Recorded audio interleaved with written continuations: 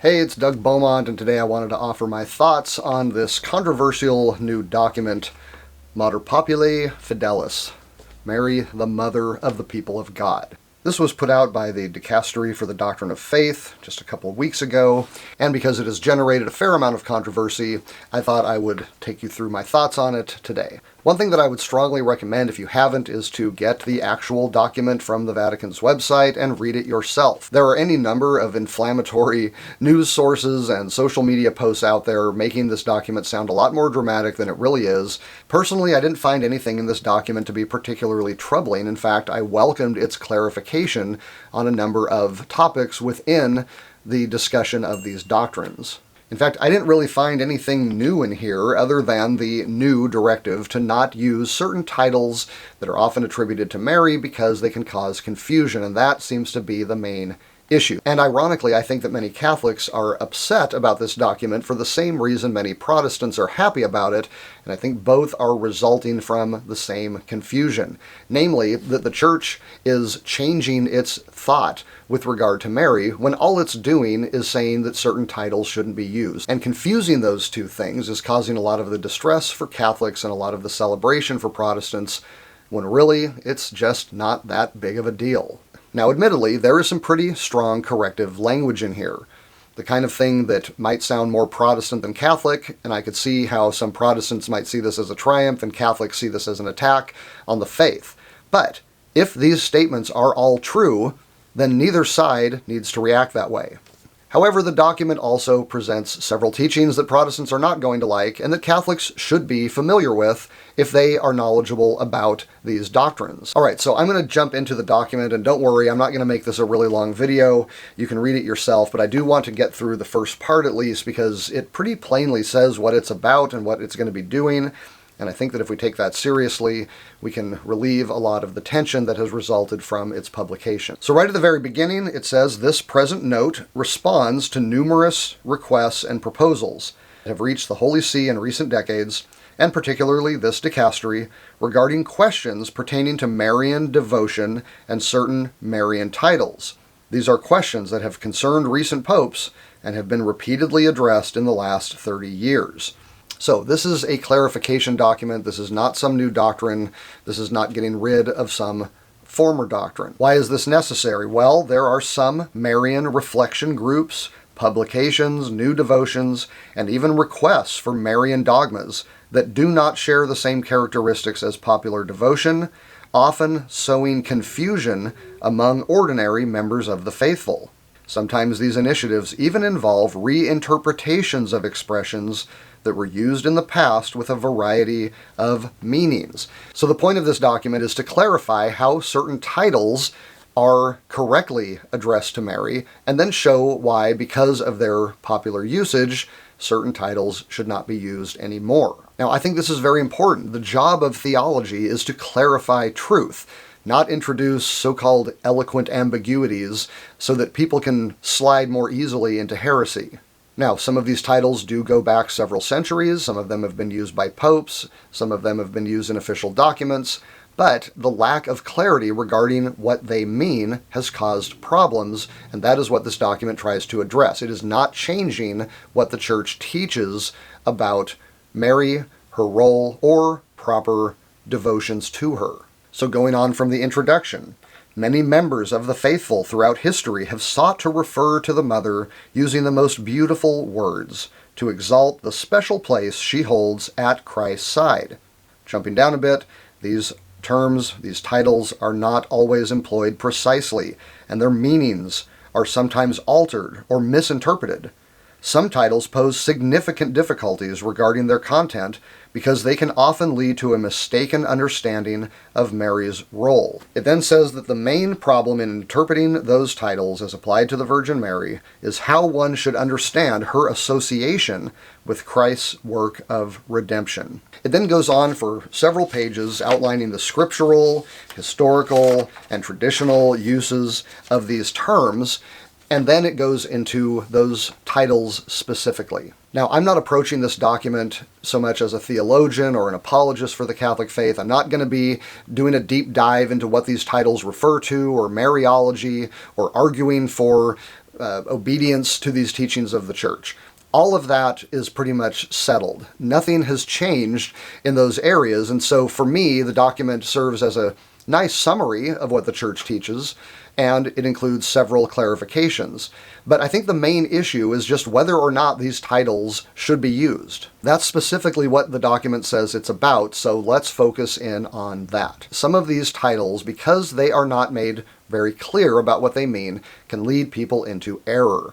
Now, if you've never heard of these Marian titles, some of these may come as a bit of a shock to you, but Mary has been known throughout history at times as a Mediatrix, a co-mediator with Christ, a Co-Redemptrix, that is, a co-redeemer with Christ, and several other titles that, when simply taken at face value, don't really communicate what the church is actually teaching. And because of this confusion, reflection by pious groups and those with a strong devotion to Mary have kind of gone askew. Some of them have gone way too far in different directions because they're taking kind of the plain meaning of those terms, the sort of way you would understand them in normal day-to-day language, and then reflected on what those might mean, and then reflected on those reflections, and so forth, until you come to some pretty radically off teachings regarding Mary. And simply because a teaching leans in farther into the pious side of things doesn't make it any less wrong or any less heretical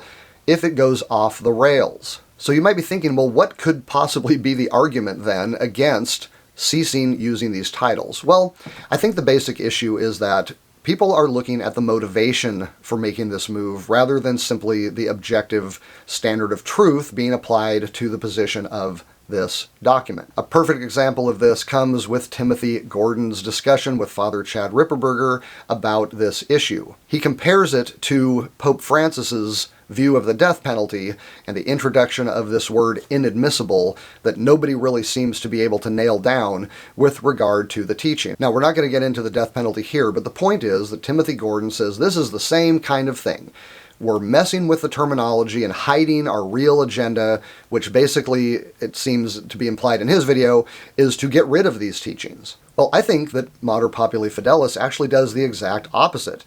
It's taking a known, clear teaching of the church, and instead of trying to tweak it to our current modern sensibilities, it's actually clarifying what it teaches by not using ambiguous terminology, such as the Marian titles that the document is saying not to use. So I actually think that this is a completely 180-degree false analogy. And what I found ironically instructive about Tim Gordon's view of this is that Father Ripperberger followed up by explaining the situation and giving a perfect example, several actually, of why the problem exists in the first place. So here we have Father Chad Ripperberger agreeing with Tim Gordon that there isn't really a problem here of ambiguity, but then going on to say, question in here about primary and secondary causation because they don't portray it quite metaphysically accurately. There's a number of different ways in which that can actually be understood. There has been a debate on exactly what it does mean. Does she just give consent? Is she a passive participant in that, where she just gives consent, which is what some of the theologians, she just gives consent to everybody receiving specific graces, or she becomes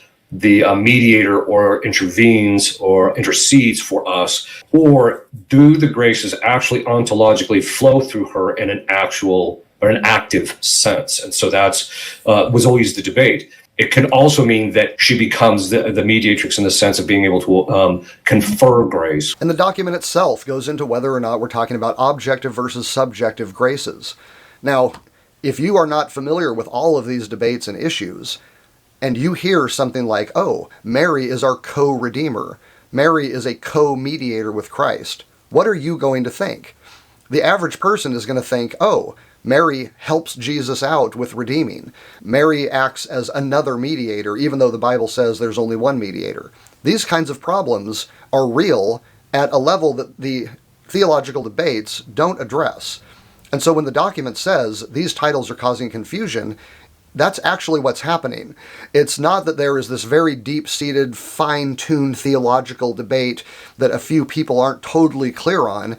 It's that the average person hearing these words used in a normal way is not going to come anywhere near what the church actually teaches they mean. So to take Tim Gordon's own example, he says, well, if I say I'm going to go feed my dog, there really is no danger that someone's going to think that I'm going to go feed my mice. Well, yeah, that's because people know what those words mean, and Tim is using them in the way they usually are used. But what if I was to say that Tim Gordon is going to go feed his dog, and I'm going to go with him because I'm a co-feeder of the dog? Well, I would say most people would think that we are both somehow involved in getting the dog fed. And if you found out that, oh, no, I just made the bowl that Tim uses to put the food in, you probably wouldn't think that co-feeder was a legitimate title for me, given my role. And this is the whole problem. What exactly Mary's mediatorship or intercession or her role in regard with Christ's redemption, those are not questions that get settled by the titles. Those are questions that get raised by the titles. And even though the church, I think, has done a pretty good job of clarifying what those titles mean, 30 years of people not getting it has proven to the dicastery that they're not working. Ratzinger himself refused to use the terms. Pope Francis didn't like the terms. The point is, at this time in history, these terms are not helpful. And so, the document in paragraph 22 says, given the necessity of explaining Mary's subordinate role to Christ in the work of redemption, it would not be appropriate to use the title Co-Redemptrix to define Mary's cooperation.